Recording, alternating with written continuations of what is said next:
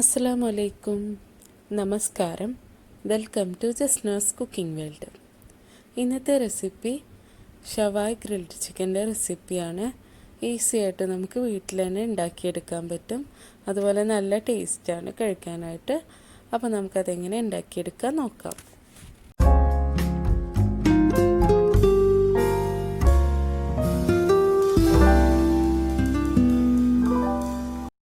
അപ്പോൾ നമുക്കത് റെഡിയാക്കാനായിട്ട് ഒരു ചിക്കൻ വേണം. ഞാനിപ്പോൾ 1 കിലോൻ്റെ ഒരു ചിക്കന് സ്കിന്നോട് കൂടിയിട്ടാണ് എടുത്തിട്ടുള്ളത്. അത് നന്നായിട്ട് കഴുകി ക്ലീൻ ചെയ്ത് വെച്ചിട്ടുള്ള ചിക്കനാണ്.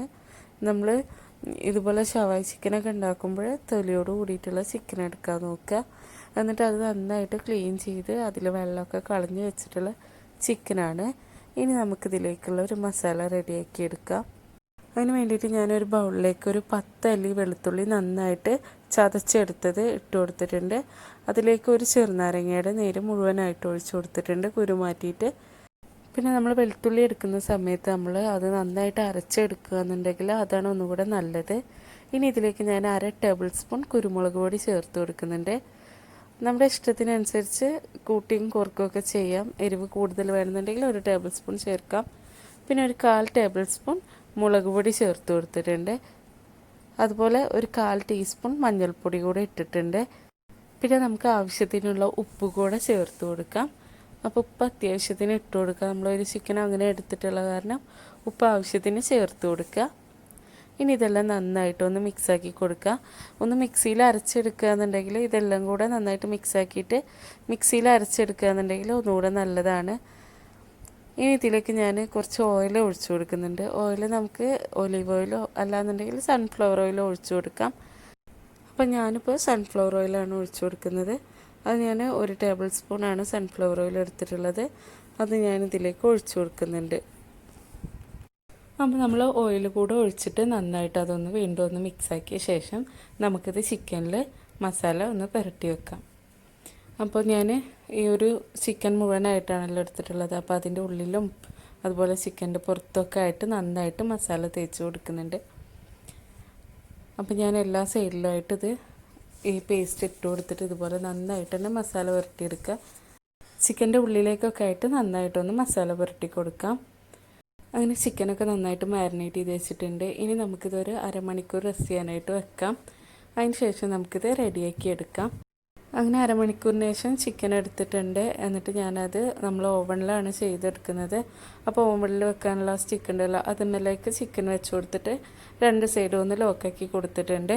ഇനി നമുക്കിത് ഓവണിലേക്ക് വെച്ച് കൊടുക്കാം. ഓവൺ ഞാൻ 10 മിനിറ്റ് പ്രീ ഹീറ്റ് ചെയ്ത് വെച്ചിട്ടുണ്ടായിരുന്നു. ഇനി ഞാനിത് ഓവണിലേക്ക് വെക്കുകയാണ്. അപ്പോൾ ഞാൻ ഓവണിൽ വെക്കുന്ന സമയത്ത് നമ്മൾ 2 കോയിലും ചൂടാക്കുന്നുണ്ട്. അപ്പോൾ അതുകൊണ്ട് നമ്മൾ അടിയിൽ വേറെ ട്രേ വെക്കാൻ പറ്റില്ല. അതുകൊണ്ട് ഞാനൊരു കേക്ക് ടിന്നിൻ്റെ നമ്മൾ പ്ലേറ്റ് ഉണ്ടല്ലോ അത് അടിയിൽ വെച്ച് കൊടുത്തിട്ടുണ്ട്.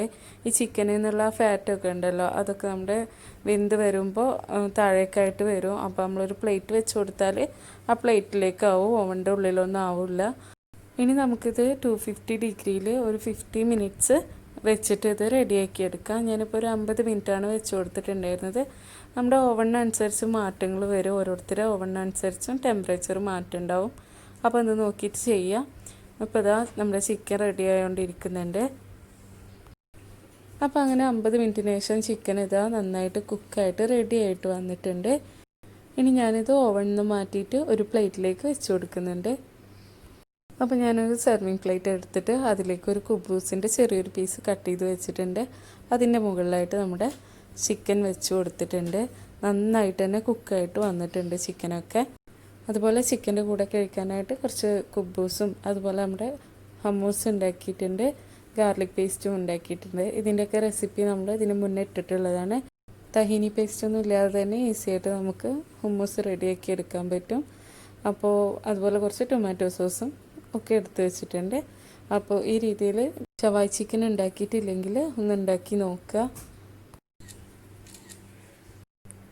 അപ്പോൾ ഞാൻ ചിക്കൻ ഒന്ന് കട്ട് ചെയ്തെടുക്കുന്നുണ്ട്. അപ്പോൾ നിങ്ങൾ ഈ രീതിയിൽ ഉണ്ടാക്കിയിട്ടില്ലെങ്കിൽ എന്തായാലും ഒന്ന് ട്രൈ ചെയ്ത് നോക്കുക. അതുപോലെ നമ്മുടെ വീഡിയോ ഇഷ്ടമാണെങ്കിൽ ലൈക്ക് ചെയ്യുക, ഷെയർ ചെയ്യുക, സബ്സ്ക്രൈബ് ചെയ്യാത്തവരുണ്ടെങ്കിൽ സബ്സ്ക്രൈബും കൂടെ ചെയ്യുക. ഇൻഷാ അല്ലാഹ് വേറൊരു വീഡിയോ ആയിട്ട് വീണ്ടും കാണാം.